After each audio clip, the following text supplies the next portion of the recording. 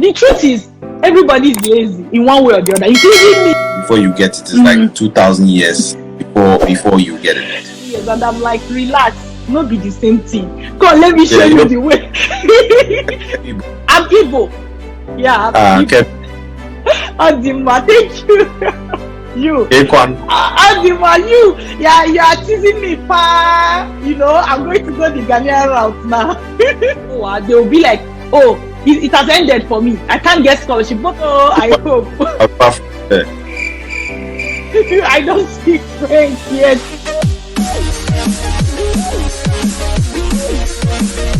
Hey, how are you? Oh, hi, Doc. You know, a lot of people are happy about this whole scholarship thing that we are come to talk about because there are so many questions that they need to ask. Yeah.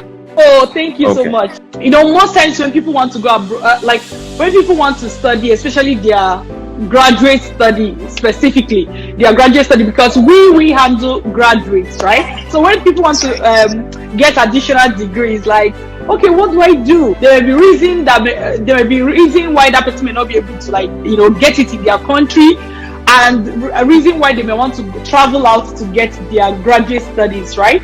But obviously there are a lot of opportunities and advantages of, you know, getting an advanced degree from another country, especially a country different from where you did your.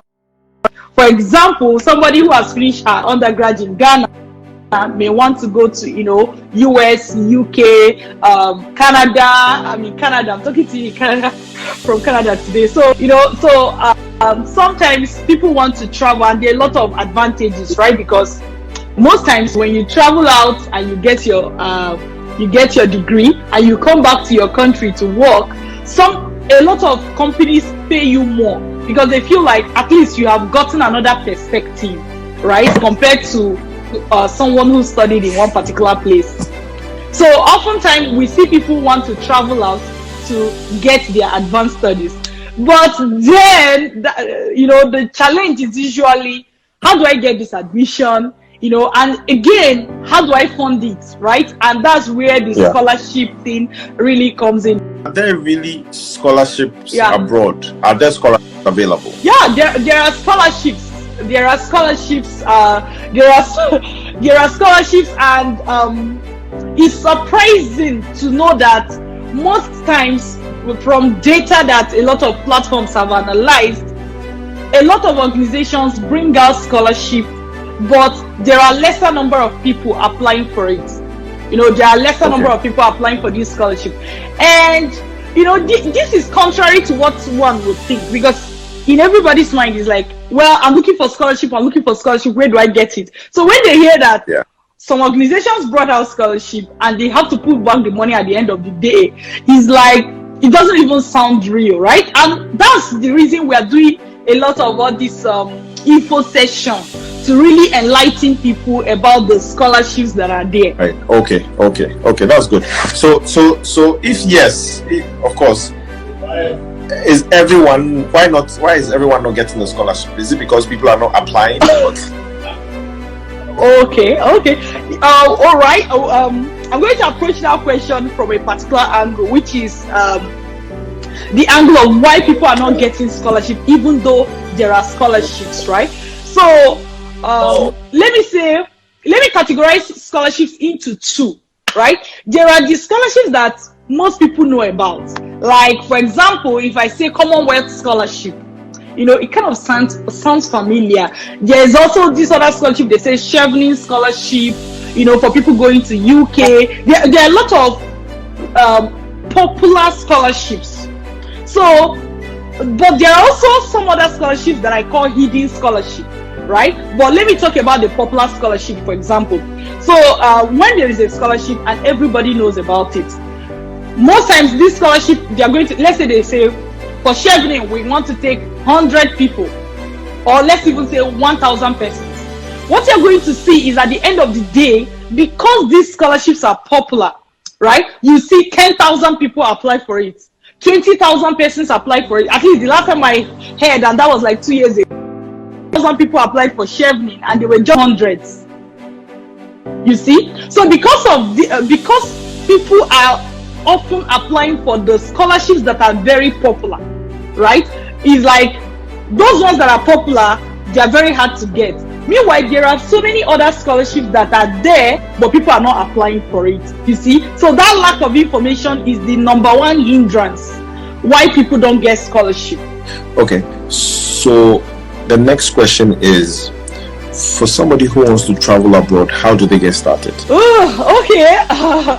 There are different ways for that person to get started, actually. So let me go from the common one, or how I did it, because I myself, Dr. Linda here, I don't know if we had time to introduce ourselves, right? I went to Canada. I resided in Canada, and I went to Canada as an international student. That was how I came to Canada initially, right? And luckily for a place like Canada, if you decide to stay back, they allow you to stay and everything. So that's by the way. But when I wanted to travel abroad, Dr. Linda was not there, you see. So how did I do it? I basically had to go online, and I also had to speak to people that have traveled before. So for example, if somebody wants to travel, but maybe they have a cousin, a friend, even sometimes some of these people, I found them on LinkedIn and on Facebook, right? Like people that have traveled before. So for example, I want to travel to Canada, I will look at people that have University of Waterloo has gone to, right? Especially if this person is, let's say, from my country. So most times I will message them and be like, oh, so what did you do? Or how can I apply for scholarship and all that? So this is what I recall the rudimentary way for this person to get started. Of course, when they reply and they give you a trick like, oh, check this school, I was just checking it out that way. However, we train graduates, and specifically we work with graduates. So we train graduates to be able to we train them on how to secure admission and scholarship by themselves. So this is another way that this person can get started. And we actually offer free and detailed info section that we give this person at least the preliminary information that they need in order to successfully travel abroad. Anyone who wants to travel abroad today for advanced studies and they're looking at scholarship, not even only scholarship, we have a study loan. There are people that go for study. There are also softwares that can help someone get very, very cheap tuition. So all these things exist. So the person can do the rudimentary way of looking for people that have done it before online, because there are people, or they can go through training. Obviously, training will be faster. Most of the time, people are looking for funding, for the scholarships. Yeah. And I feel that most of the scholarships that are given is for graduate studies, not undergrad. I don't know if I'm wrong. You are correct. The graduate studies are more, free undergrad. But for the graduate studies too, people want to know, okay, what kind of grades are good with, can you get a scholarship with a pass or a second class lower? I think those are certain questions that people want to ask. So yeah. I'd like to ask you. Thank you. I mean, it's like you read my mind. Do you know why? Do you know that we specify this particular question was handled in depth in our free webinar, because it's one of the common questions that people ask. So I'm happy that you brought it up. So first, I would say that if somebody wants to learn more about this, they should know that we have a free webinar they can attend. But I'm also going to answer that question right here while we are here. So when you come to scholarship, the truth is that you can get scholarship with any grade. It's surprising, but it's true. The reason is that most schools abroad, they don't judge you based on your grade only. Most times when you are applying for scholarship, your grade is about 30% of what is considered. The remaining 70% has to do with your CV, your personal statements, let me call them non-transcript documents. You see? So I'm from Nigeria originally. I'm from Nigeria, right? When I entered school, are you Igbo? I'm Igbo. Yeah, I'm Igbo. Okay. Adima, thank you. You. Adima, you are teasing me, pa. I'm going to go the Ghanaian route now. Thank you. So, concerning the grades, right? What people don't understand is that this 70% of what is going to be considered is the non-transcript documents. And I was giving an example when I said that for me to enter university in Nigeria, all I needed to do was write an exam, and the fate of my admission was determined based on my grade. Like we call it JAM. We have all these, JAM. Like what your grade? That was all I had to submit. I never submitted my CV. There was nothing like that. So most times, a lot of African countries, we get admission based on grade. So this is how people think that, oh, my grade. That's why when you see somebody that have third class or a second class lower, they will be like, oh, it has ended for me, I can't get scholarship. But abroad is not the same. So one of the things we do in our Advantage Scholarship School is to train this person, one, on what is expected, but two, on how to prepare those non-transcript documents, so that when the place that has the bulk of the mark, which is the non-transcript documents, can become very what I'll call rich or very strong. See, everybody can have a good CV because they've done a lot of things, if only they know how to prepare their CV. That sounds like, there are some people I talk to, they are like, see, Linda, I've been doing CV for past 10 years, and I'm like, relax, not be the same thing. Come on, let me show you the way. Not be the same thing. That's somebody that I'm writing CVs for 12 years, I say relax. It's not the same thing. There is a way that is expected, you see. So this is why people need training, and this is why training can make the difference between getting the scholarship and not getting it, irrespective of the grade. Then I think the other one too is the fact that people feel that getting scholarship is such a long process, like a lot of paperwork here and there, and so on and so forth. But I mean that's a statement. The other statement too is that I think people also don't research enough. The reason being that, a couple of weeks ago, a friend of mine called me and said, oh, there are scholarships opportunities in a European country. And I said, okay. So he let me check it, and to the best of my knowledge, I think you only pay 1,005 euros. It's graduate studies. You pay 1,005 euros for the tuition or something. There's a top grade university. So I think people don't really do a lot of research when it comes to scholarships, because they also feel as if, okay, this scholarship, before you get it, is like 2,000 years before you get it. Let me comment on that. Can I comment on that? So when the one you, like, for example, when you were saying 1,005 euro, right? Yeah. Those are the ones I will consider as, ridiculous, having ridiculously cheap tuition. You see, those things exist. Now, the advantage of one thing that we do is that the truth is everybody is lazy in one way or the other, including me. So what we do in Vantage Scholarship School is that we introduce the client to this software, so that they can use the software to find these schools that have ridiculously cheap tuition. That's number one. Number two is that there's that thing of I'm going to search, and next 1 year the person is still procrastinating. People go through our training, because it's not like normal training.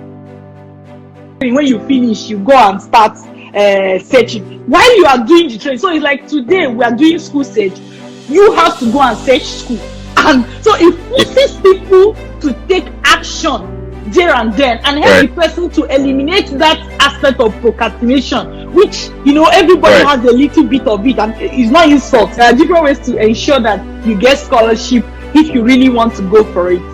Oh, okay. Then that's good. That's good. I think it comes to my next question. Are your services free?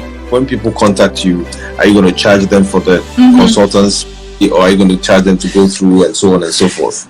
I see your point. I get your question. So I'll say 90% of our services are free, and 10% is paid, of course, to keep whatever we are doing sustainable, right? But let me talk about the 90% that are free.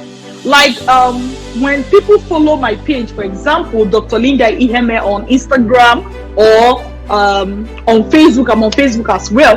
When people follow our page, they're able to get like daily information, daily scholarship information. Oh, and we have a YouTube channel called Dr. Linda Iheme TV.